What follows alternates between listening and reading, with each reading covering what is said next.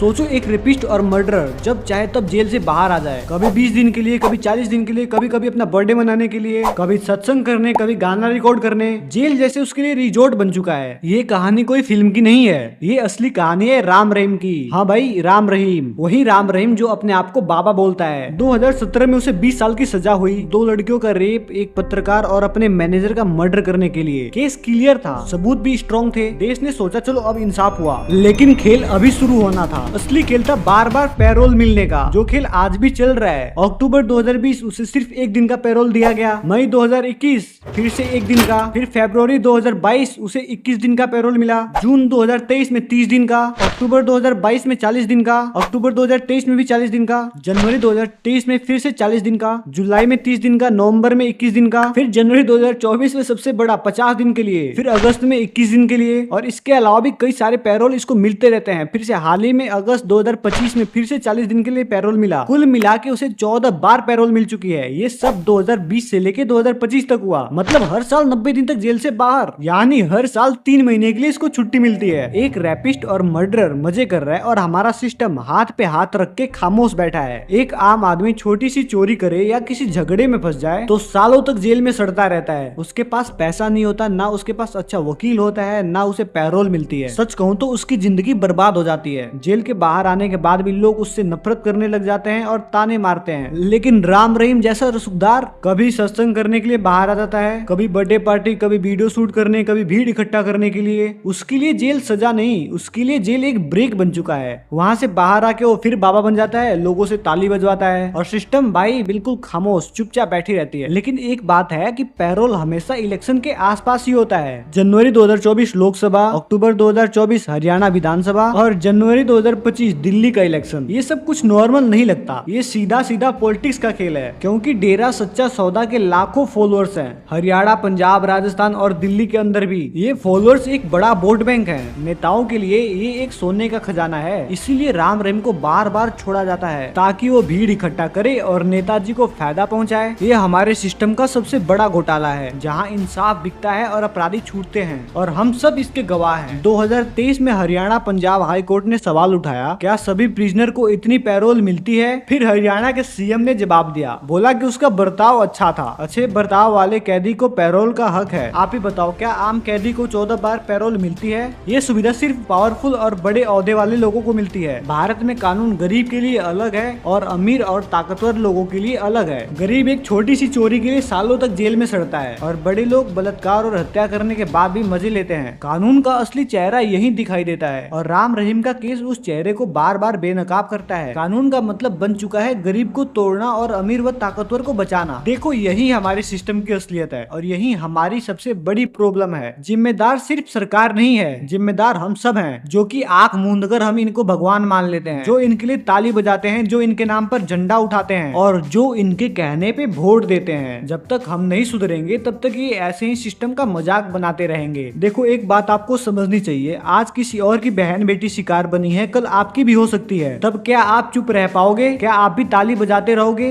क्या इनके सत्संग में जाओगे? क्या आप भी अपनी आंखों से हकीकत बार बार इग्नोर करोगे? क्या इंसाफ के नाम पर यही सब देखोगे? क्या इंसाफ अब बस किताबों में रह गया है? क्या ये सजा है या एक तमाशा? यही सब देख के मन में एक सवाल आता है, क्या कानून अब भी सबके लिए बराबर है? अगर एक अपराधी साल में 90 दिन बाहर रहे तो जेल का मतलब क्या रह गया? आप ही बताओ, कानून का सम्मान कैसे बच पाएगा? जब रेपिस्ट और मर्डरर को भी वीआईपी ट्रीटमेंट मिले तो आम आदमी का क्या होगा? जब सिस्टम ऐसे ही बिकता रहेगा तो लोग इंसाफ के लिए कहां जाएंगे? जब कानून सिर्फ गरीबों पर चले और ताकतवर अपने लिए एक नया नियम बना ले तो आखिर क्या बचता है हमारे सिस्टम में? राम रहीम बार बार जेल से नहीं निकल रहा, वो सिस्टम की लड़ाई जीत रहा है और सिस्टम की लाशों पर खड़ा है। उसकी हर पैरोल कानून पर एक तमाचा है, उसका हर प्रोग्राम इंसाफ पर एक धब्बा है, उसकी हर छुट्टी गरीबों के लिए एक मजाक है। उसके नजरों में सिस्टम की साख खत्म हो चुकी है, कानून का सम्मान जीरो हो गया है और अब सिर्फ एक चीज बची है, सियासत। और सियासत के पीछे छुपा है वोट बैंक। आज राम रहीम जेल को गेस्ट हाउस बना रहा है, कल कोई और ऐसे करेगा।